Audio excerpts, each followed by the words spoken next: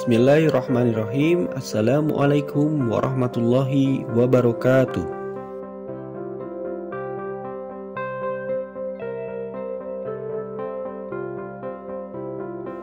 Bulan Ramadan merupakan bulan yang di dalamnya diturunkan permulaan Al-Quran sebagai petunjuk bagi manusia, dan penjelasan-penjelasan mengenai petunjuk itu ada pembeda antara yang hak dan yang batil.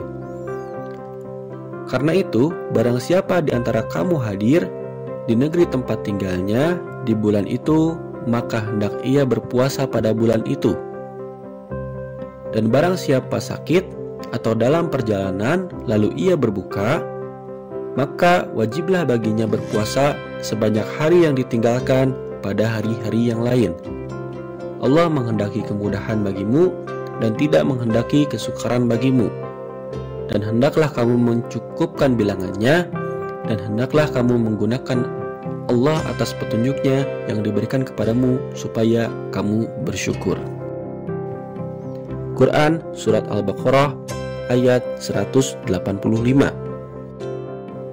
Dalam ayat di atas dijelaskan bahwa Al-Quran merupakan petunjuk. Al-Quran merupakan kitab petunjuk yang memiliki keistimewaan.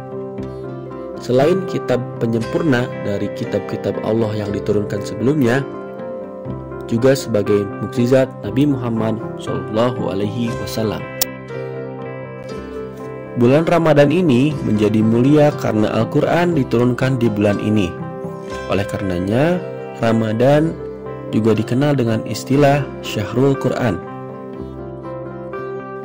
Salah satu pertanyaan yang paling mendasar kaitannya hubungan antara Al-Quran dengan umat Nabi Muhammad ialah sudah sejauh mana berinteraksi dengan Al-Quran. Dan Rasul Muhammad berkata, "Ya Tuhanku, sesungguhnya kaumku menjadikan Al-Quran ini diabaikan." Quran Surat Al-Furqan ayat 30. Dalam ayat tersebut, Rasulullah mengadu kepada Allah yang memprediksi keadaan umatnya di masa yang akan datang. Kalau dilihat dalam tafsir Ibnu Katsir, mahdzura dapat diartikan sebagai 1. Tidak mempelajarinya. 2. Tidak menghafalkannya. 3. Tidak mengimaninya. 4. Tidak menjalankan perintahnya. 5. Tidak mau mentadaburinya. 6. Berpaling menuju kepada sesuatu yang lain, serta tidak menjadikan Al-Quran sebagai bahan rujukan maupun pedoman hidup. Sebagaimana tersebut dalam Quran Surat Fussilat ayat 26, Allah Ta'ala berfirman, "Dan orang-orang kafir berkata, janganlah kamu mendengarkan bacaan Al-Quran ini, dan buatlah kegaduhan terhadapnya, agar kamu dapat mengalahkan mereka." Apabila dibahasakan, maka boleh jadi maksudnya seperti berikut ini. Orang-orang kafir sangat giat mempengaruhi orang lain untuk tidak berdekatan dengan Al-Quran. Janganlah kalian dengarkan Al-Quran itu. Dengan begitu, kalian pasti akan dapat mengalahkan orang-orang Islam. Bahkan, tugas kalian adalah mengacaukan umat Islam dari membaca, memahami, dan mengamalkan Al-Quran, sehingga kalian akan berhasil mengalahkannya dan memperoleh kemenangan. Kemenangan dan ketinggian derajat umat Islam yang dikhawatirkan oleh orang-orang kafir ialah selama umat Islam masih istiqomah menjalankan Al-Quran sebagai pegangan hidupnya. Pada dasarnya, siapapun yang masih suka duduk bersama orang membaca Al-Quran dan memahami isi kandungannya, maka dia pasti akan tertarik kepadanya. Sehingga habislah perjuangan orang-orang kafir itu. Maka misi utama mereka ialah mengacaukan umat Islam dengan cara menjauhkan diri dari belajar Al-Quran. Bagaimana caranya untuk berinteraksi dengan Al-Quran? 1. Mendengarkan dan menyimaknya. Dan apabila dibacakan Al-Quran, maka dengarkanlah baik-baik dan memperhatikanlah dengan tenang, agar kamu mendapat rahmat. Quran Surat Al-A'raf ayat 204.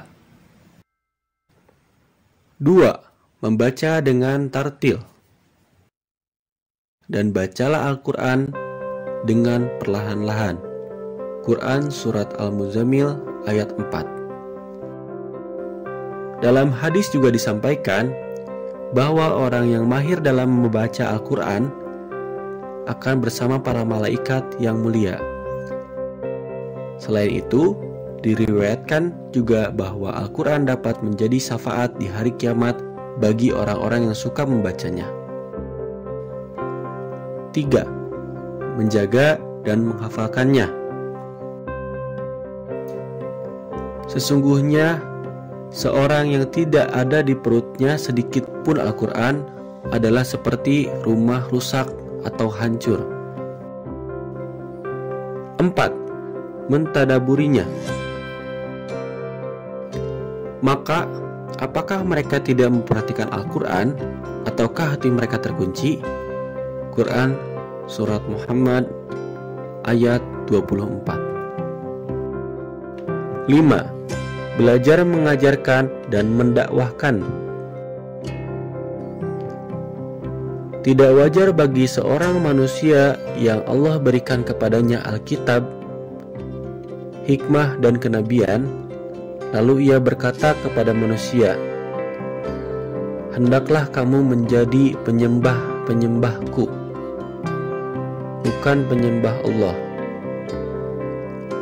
Akan tetapi dia berkata, "Hendaklah kamu menjadi orang-orang Rabbani, karena kamu selalu mengajarkan Alkitab dan disebabkan kamu tetap mempelajarinya." Quran Surat Ali Imran ayat 79. 6. Mengamalkan dalam kehidupan. Mengapa kamu suruh orang lain mengerjakan kebaktian, sedang kamu melupakan diri kewajibanmu? Padahal kamu membaca Alkitab, Taurat. Maka tidaklah kamu berpikir. Quran Surat Al-Baqarah ayat 44. 7. Membela dan mensyiarkannya.